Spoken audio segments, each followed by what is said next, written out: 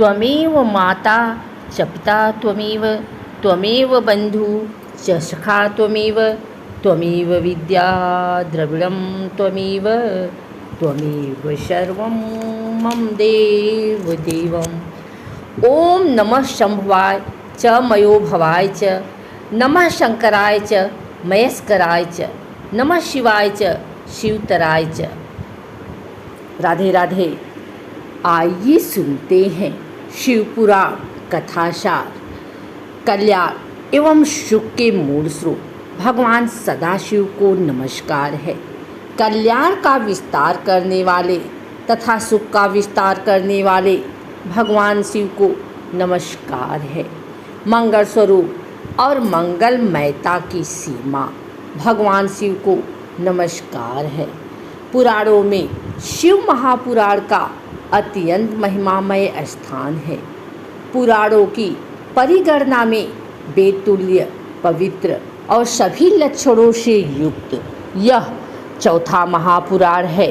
इस ग्रंथ रत्न के आदि, मध्य और अंत में सर्वत्र भूत भावन भगवान सदाशिव की महिमा का प्रतिपादन किया गया है।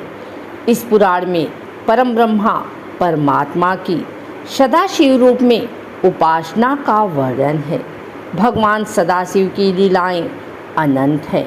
उनकी लीला कथाओं तथा उनकी महिमा का वर्णन ही इस ग्रंथ का मुख्य प्रतिपाद्य विषय है, जिसके सम्यक अवगाहन से साधकों भक्तों का मन महादेव के पद्म पराग का भ्रमर बनकर मुक्ति मार्ग का पथिक बन जाता है। आइए सुनते हैं शिव महापुराण महात्म्य।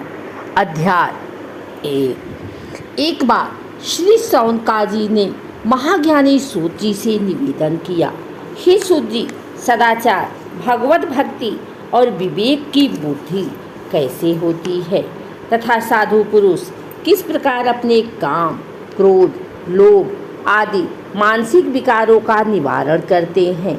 आप हमें ऐसा कोई शाश्वत साधन बताइए जो कल्याणकारी एवं परम मंगलकारी हो, और वह साधन ऐसा हो जिसके अनुष्ठान से शीघ्र ही अंतःकरण की विशेष शुद्धि हो जाए तथा निर्मल चित्त वाले पुरुष को सदा के लिए शिव पद की प्राप्ति हो। सूत जी ने कहा, मुनिश्रेष्ठ शौनक, संपूर्ण शास्त्रों के सिद्धांत से समन्वित भक्ति आदि को बढ़ाने वाला तथा भगवान शिव को संतुष्ट करने वाला उत्तम शिव पुराण काल रूपी सर्प से प्राप्त महात्रास का भी विनाश करने वाला है।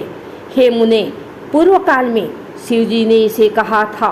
गुरुदेव व्यास जी ने सनत कुमार मुनि का उपदेश पाकर कलयुग के प्राणियों के कल्याण के लिए बड़े आदर से संक्षेप में इस पुराण का प्रतिपादन किया।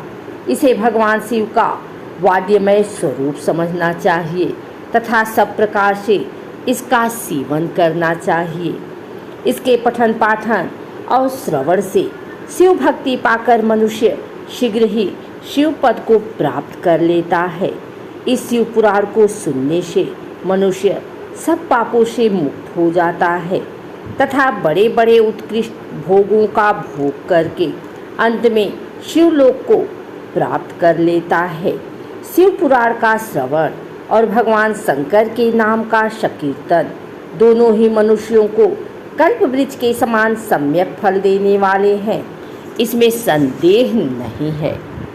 यह शिव पुराण 24,000 श्लोकों से युक्त है। इसमें 7 संहिताएं हैं।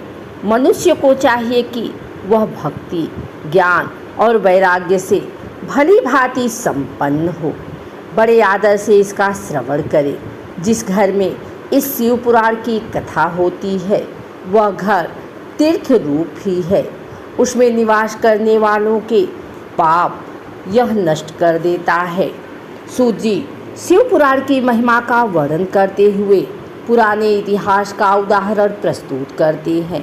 पहला उदाहरण देवराज नाम के एक ब्राह्मण का है, जो वेश्यागामी एवं दुष्ट था, तथा दूसरा उदाहरण चंचुला नाम एक स्त्री एवं बिंदु नाम के उसके पति का है। ये दोनों ही दुरात्मा और महापापी थे, परंतु शिव पुराण की कथा के श्रवण के प्रभाव से इन सब का उद्धार हो जाता है और इन्हें शिवपद की प्राप्ति हो जाती है। शौनक जी के पूछने पर सूत जी शिव पुराण के श्रवण की विधि वर्णन करते हुए कहते हैं, शिव पुराण को सुनने के प्रायः सभी अधिकारी हैं। शिव उपासक के अतिरिक्त गणेश भक्त, शाक्त, सूर्योपासक, वैष्णव और इसके साथ ही ब्राह्मण, क्षत्रिय, वैश्य, शूद्र चारों वर्णों के स्त्री पुरुष एवं ब्रह्मचारी, गृहस्थ, वानप्रस्थ, सन्यासी ये सभी सकाम भाव अथवा निष्काम भाव से कथा श्रवण कर सकते हैं। परंतु जो लोग विष्णु और शिव भक्त में भेद दृष्टि रखते हैं, शिव भक्ति से रहित हैं, पाखंडी, हिंसक तथा दुष्ट हैं, नास्तिक हैं, पर स्त्री, पराया धन तथा देव संपत्ति के हरण के लिए लुब्ध रहते हैं, वे कथा श्रवण के अधिकारी नहीं हैं।